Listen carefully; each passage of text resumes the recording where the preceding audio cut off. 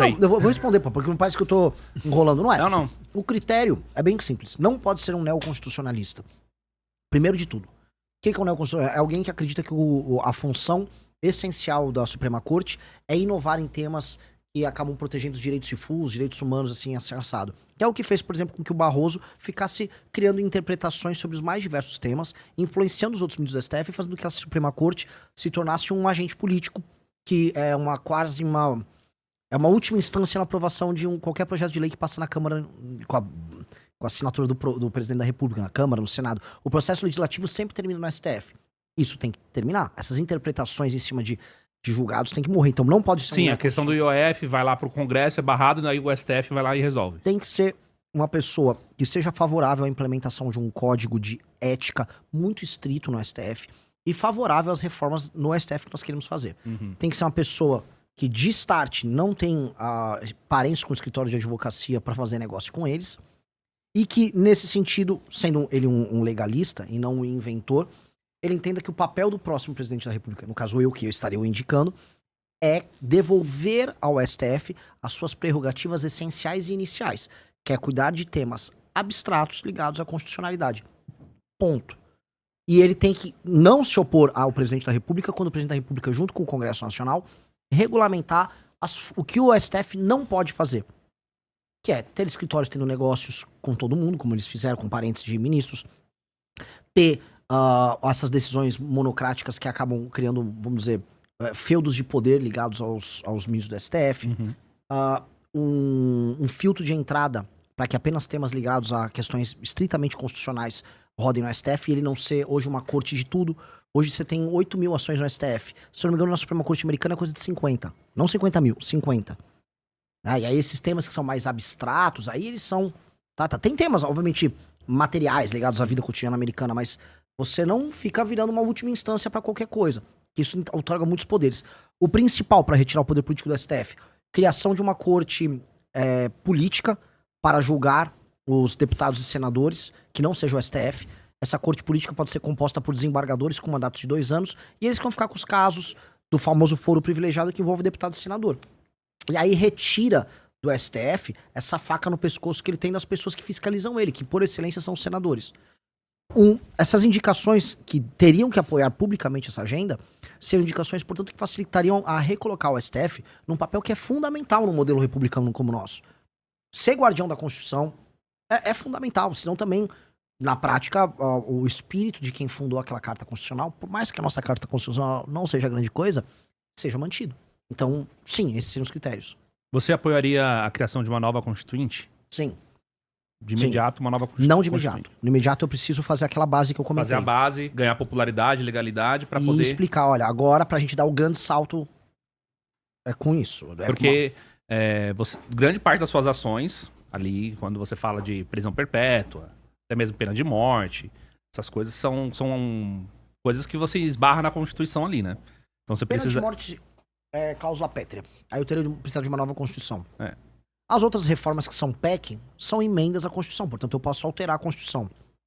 Então, boa parte das ações que eu tenho que fazer num primeiro mandato nosso, são ações que envolvem alterar a Constituição. Agora, alterar a natureza para uma Constituição mais simples, eu preciso de uma nova Constituição.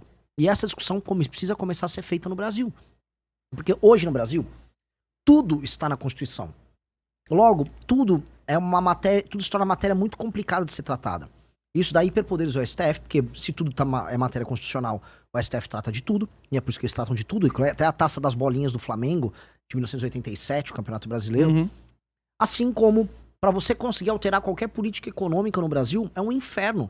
Você precisa de uma votação da maioria qualificada constitucional para você conseguir passar isso. Então, é um inferno.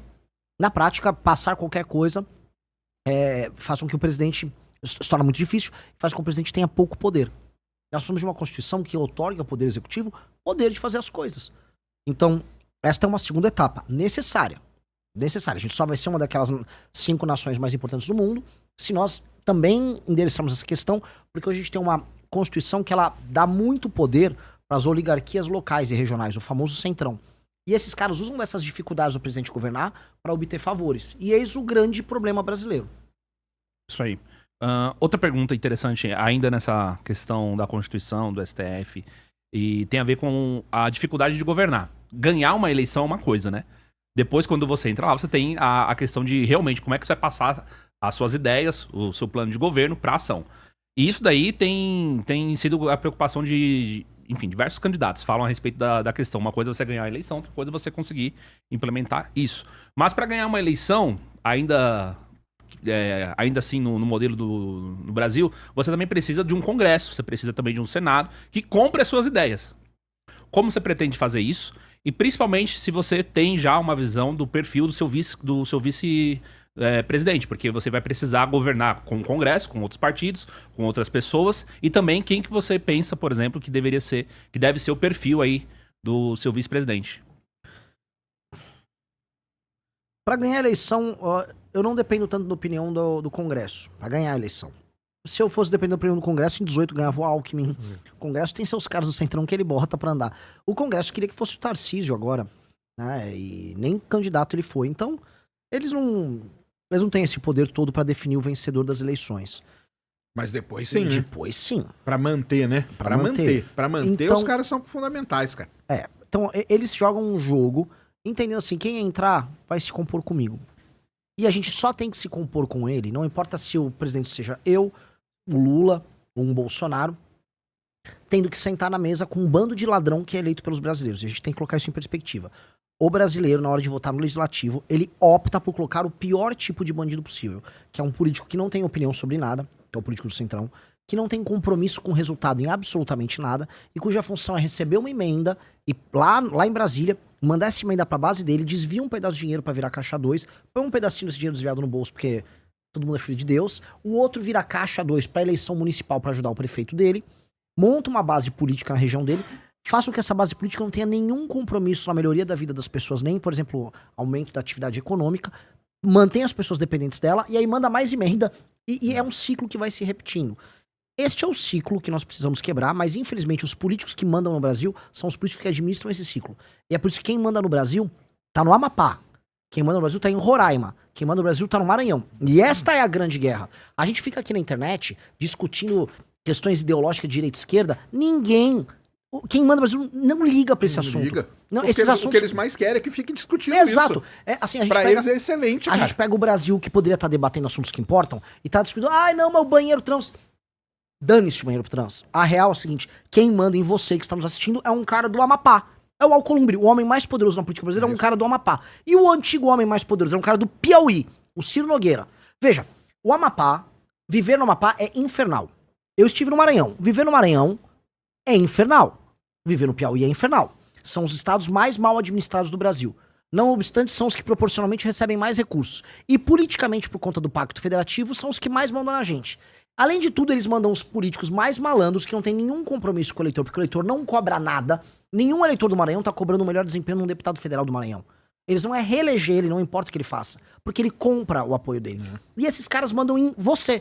Aí você tinha me perguntado da Faria Lima, certo? Faria Lima manda muito menos do que um deputado do Maranhão. É mais fácil acenar pra um deputado do Maranhão. Quem manda é o Brasil que não produz. Esses caras mandam. Esses caras geram as dificuldades pra vender a facilidade. Qual é a facilidade que ele quer? Um contrato com o governo, um cargo, emenda, roubar dentro da estrutura política do governo. Assim, enquanto a gente fica com essas discussões desculpa o termo, de retardado sobre direita e esquerda. Não, o Flávio, eu acho que ele não é comunista, e não o Lula. A verdadeira discussão mesmo é como o Centrão, que na prática é 70% da força política do Brasil, como o Centrão rouba a gente, rouba mais ou menos. Uma hora ele rouba de vermelho, outra hora ele rouba de verde e amarelo. Este é o inimigo. Este é o inimigo. E se você olhar direitinho, o Bolsonaro já tinha falado, o Olavo de Carvalho já tinha falado pra eles, esses caras são inimigos. O PT tem literatura a respeito disso. O Zé Dirceu trata hoje o Centrão como grande problema a ser resolvido. Todo mundo, é óbvio. Todo mundo, mas como que você senta com os caras? Como que você convence eles, né? Você não vai convencer eles. Não, você convence liberando cargo, liberando coisa. É assim que você convence. Não há uma cognição, né? Não há assim, um convencimento cognitivo. Sim, não tem. Nós temos que alterar o sistema de incentivos e recompensas da política brasileira para fazer esses caras perderem poder relativo. É este o trabalho que o presidente da República tem que ter. Diminuir o poder relativo do Centrão. Com base nisso, você governa. E aí, podendo governar, você executa coisas e você tira do Serjão o sentimento de que nada acontece feijoada. O sentimento do Serjão é nada vai acontecer. E nada acontece no Brasil porque... Eu não quero falar em abstração para o público que tá assistindo. Tem acho que umas 30 mil pessoas aí, sei lá. Mas... Eu não quero ficar com abstrações, Sim. mas... entenda assim. O Centrão, a força dele, não é em ter uma posição sobre nada. A força do Centrão é não ter uma posição. Exatamente. Ficar no bastidor ali só manipulando. Exato. É isso. E o que é o papel que ele tem? Ele, ao gerar dificuldade para vender a facilidade, ele sempre mitiga. Então, se eu preciso fazer uma reforma, ó, sei lá, furou esse copo de Coca-Cola. Eu preciso tapar o furo e parar de cair a Coca-Cola que tá aqui. O Centrão vai falar, ele tá furado, hein? Ele tá com o copo... Vamos ferrar ele, vamos arrombar um pouco mais pra sair mais e vamos dificultar pra ele arrumar aqui. E ainda na hora de arrumar, ele vai fazer custar o dobro e ainda vai fazer ficar um pequeno furinho que vai ficar pingando um pouco menos, não vai me deixar morrer, mas ele resolve mitigar. Então, a lógica do Centrão no Brasil é mitigar qualquer coisa. Por isso que a gente nunca faz uma coisa bem feita no Brasil. É sempre meio feita. Nada no Brasil é bem feito. Então, isto precisa morrer. E acho que o projeto político do partido que eu montei, que é a missão, é resolver esse problema. Direita e esquerda, existem as democracias saudáveis no mundo. No Japão tem direita e esquerda.